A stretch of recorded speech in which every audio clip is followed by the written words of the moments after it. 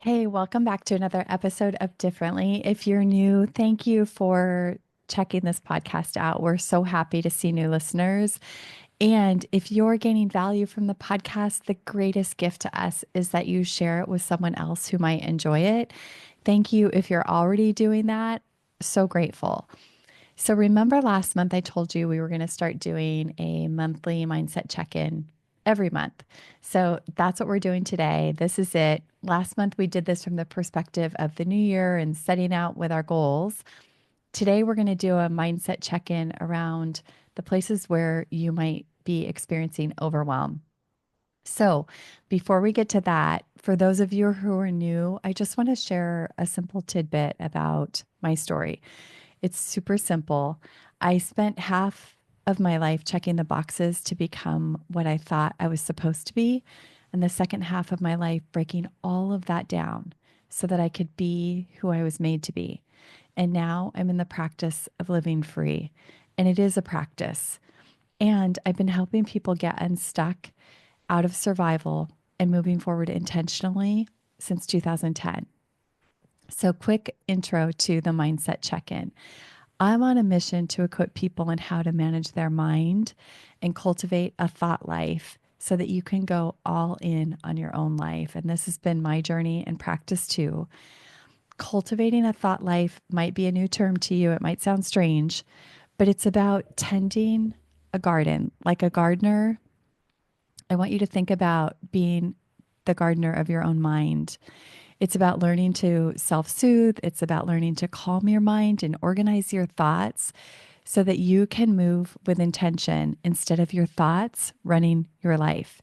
It's about becoming aware and paying attention to your thoughts, their impact, and then beginning to use this God given ability to shape and influence the quality, shape, and direction of your life. I believe that this is the leader's superpower, whether you're leading your life, a family, your business. Leadership comes in all forms. This happens to be one of the hardest things for fast moving, high achieving kind of people, but it's one of the most important, I believe.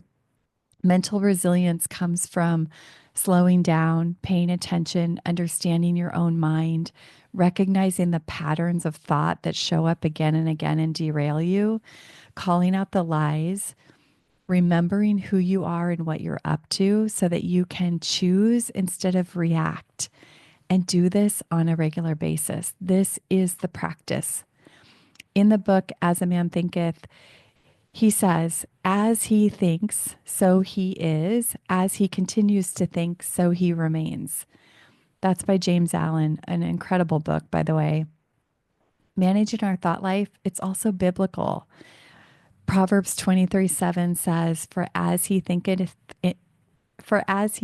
in his heart, so is he. And Romans 12:2, don't copy the behavior and customs of this world, but let God transform you into a new person by changing the way you think. Then you will learn to know God's will for you, which is good and pleasing and perfect. And one of my favorite quotes by George Bernard Shaw says, keep yourself clean and bright, for you are the window through which you see the world. This all speaks to the incredible responsibility that we have to manage our thoughts. You can think of it as an obligation kind of thing, or you can hyphen the word response dash ability, and it speaks to our ability to respond. It's a choice, and that choice might change your life in the very best way. So, for the mindset check in this month, in my private coaching work, I've noticed a common thread with high achievers. Often we find ourselves drowning in responsibilities, commitments, and expectations of others. When I work with clients, they are often expressing that they're just got too many balls in their air. They're juggling too many things at the same time, and they're afraid something important is going to fall.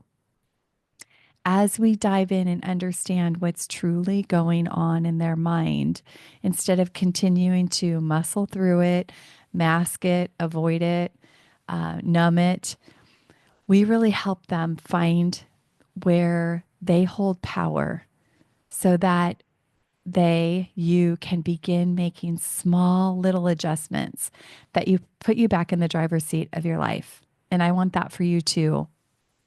I'm going to share with you some of the things that I would do with a client when they're experiencing and navigating overwhelm. And so these are some questions I'm going to give you that I would ask a client to kind of start to dive in and actually see what's going on under the surface. So the first question is, I want you to just think about, like, where are you experiencing overwhelm? What area of your life? What does it look like? What does it feel like? And then I want you to look at what thoughts have been circling in your head around that, and just be curious. This is blameless discernment, no judgment, just being curious. What's happening in your thoughts? Because usually our thoughts are creating so much extra weight, pressure, overwhelm, that's really the source that's really dragging us down and making the whole thing worse. The next question is, are those thoughts real? Are they true? Can you challenge them? And the last question is, are these familiar? Can you see a pattern here that maybe shows up every month, or every time you're, getting ready for an event, or every time a certain relationship in your life, something happens or somebody responds this way or asks you to do something? What are the patterns? Because the more you can understand your own mind, the patterns, and where this overwhelm starts to show up, the more you can get in the driver's seat and start to shift it.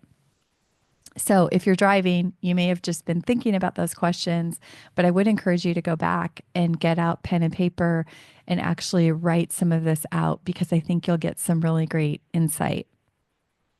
So there's a quote, and I don't know the author, but it says, "We all carry a load. The heavy is in your head." And that's exactly what we're talking about here, is that sometimes we can't change the load that we're carrying, but we can impact the heavy, because the heavy is caused by our thoughts, pressure that we add, urgency that we add, and so on. So a few more questions, and this is more tangibly to start to look at. First question, where can you lighten your load? And this might be mentally, physically, spiritually. Where are you taking on too much? Where are you saying yes when you mean no? Where are you adding thought weight that is making it all worse? And if you're feeling an enormous amount of pressure, you want to start to look and ask yourself, is this real? Is there a hard deadline? Or is this one you have self-imposed? I do this all the time. And the next one is, if the overwhelm in your life had a message for you, what would it be? Listen closely.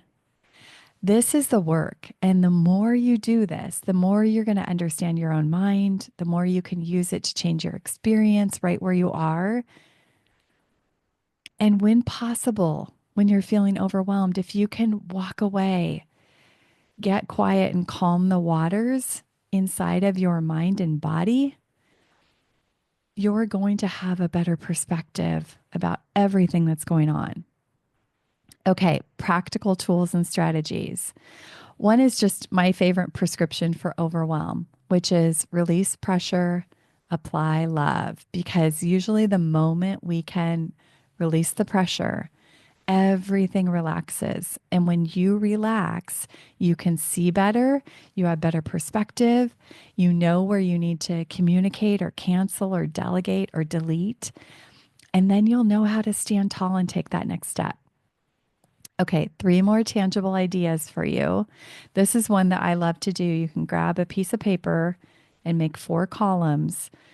And you're just going to, the columns are today, tomorrow, next week, and next month. Often overwhelm is caused because we collapse everything that's on our plate into, like, feels like we have to do it all right now today. So if you can separate this into categories, you're going to create some space in your mind and some relief, because it's not all today. And then you can really focus where you need to today. The second one is often with clients when they're overwhelmed, it's because they've been putting something off, avoiding a conversation, or maybe procrastinating. And often that involves communication. So if you could just, is there one conversation you could have today that would relieve some of this pressure or overwhelm or avoidance that you've been feeling? And the third one is to take the questions that I gave you, pull out a notebook, and really go deeper. Really sit with the questions, listen for the answers. You're going to get some deeper insight there. You might bump up against the obstacle of just feeling resistant of letting anything go on your list. Be curious about that too. This is highly common, and this isn't about giving up or letting people down or doing a bad job or not being as effective. It's really about making small steps within yourself to realign your life so that you can show up more healthy, so that you can have boundaries that allow you to have more space in your life and reduce the overwhelm. And this isn't a luxury. It doesn't involve pedicures and spa days.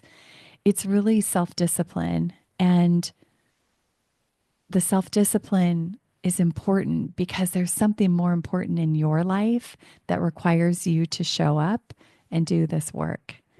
So, if this doesn't work for you or you're still feeling overwhelmed, this is what we do. We've been helping people, like I said, since 2010 get unstuck and moving forward intentionally. We have different ways we can support you. It could be a burst of coaching, something small, or a deeper intensive. And the great thing about asking for help or working with someone is that you can relax. You don't have to figure it out. You don't know how to do this. We know how, and we're going to guide you to a fresher perspective, a calmer mind so that you can move forward in your life. I have one more strategy for you, but I want to share something with you first. We hosted our first free Differently class in January. We had a great turnout. And we're putting together February's class, which is going to be about managing overwhelm differently. It's going to be on Friday, February 21st. Would love to have you there. You can get all the details at carlareeves.com/free class. And there'll be a link in the show notes too. Thank you for hanging with me this long. I want to give you one more strategy that I love to use. The next time you're feeling overwhelmed with a long to-do list, I want to dare you to try something different. I've been experimenting more and more with trusting and following my energy. So as an entrepreneur, I always have a to-do list. I always have goals, and sometimes my energy doesn't want to do what my to-do list says I should do. And sometimes we just have to push through and do the thing. That's okay. I'm not talking about those moments, but I'm talking about the moments where you actually do have some flexibility. And the way I do this is instead of doing the thing I have to do, I'll scan my whole list and kind of get a feel for where does my energy want to go? What am I excited or want to do? What feels easier to do in this moment? And I often discover as I do that, doing that other thing informs something for that thing I had to do. I discover new information that makes that thing I had to do easier. Sometimes it makes stuff on the to-do list go away entirely. It's really, really powerful. And I get back in the flow of my creativity instead of forcing myself to do things. And there's just greater peace, greater energy, greater clarity around everything. I encourage you to experiment with it. And lastly, send me a message here on the podcast. Right at the top of the show notes, you will see a message that says, "Send Carla a message." Click that and say hello. I would love to hear from you. Tell me what you love about the podcast, what you'd like to hear about, what you don't like. I would be so delighted to hear from you. And I want to leave you with one last quote from James Allen. Self-control is strength. Right thought is mastery. Calmness is power. I'll see you next week.